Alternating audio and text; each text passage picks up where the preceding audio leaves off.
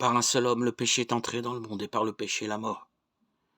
Comme par la désobéissance d'un seul homme, Adam, beaucoup ont été constitués pécheurs. De même aussi, par l'obéissance d'un seul, Jésus-Christ, beaucoup seront constitués justes. Romains 5, 12, 19.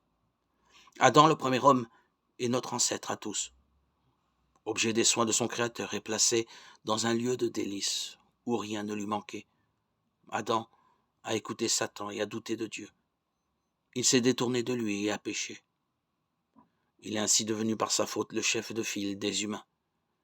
Ceux-ci ont pour trait commun d'être pécheurs, éloignés de Dieu, et ils méritent sa condamnation.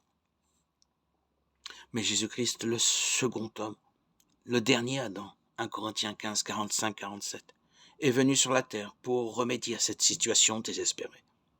Lui aussi a été tenté par Satan, non dans le paradis, mais dans un désert au milieu des bêtes sauvages. Poussé à mettre en doute la parole et la bonté de Dieu, il a résisté par cette parole et a gardé une confiance absolue en Dieu.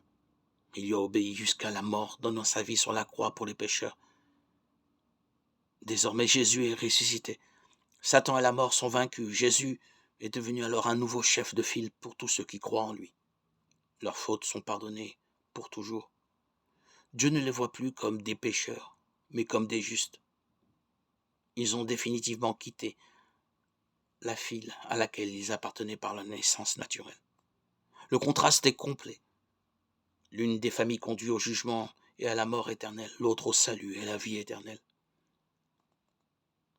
Question importante. Qui est mon chef de file? Adam pécheur tournant le dos à Dieu? Ou Jésus-Christ, le dernier Adam? Il n'y en aura pas d'autre. Jésus est le Sauveur. Le Fils de l'homme est venu pour sauver ce qui était perdu. Matthieu 18, 10, 11.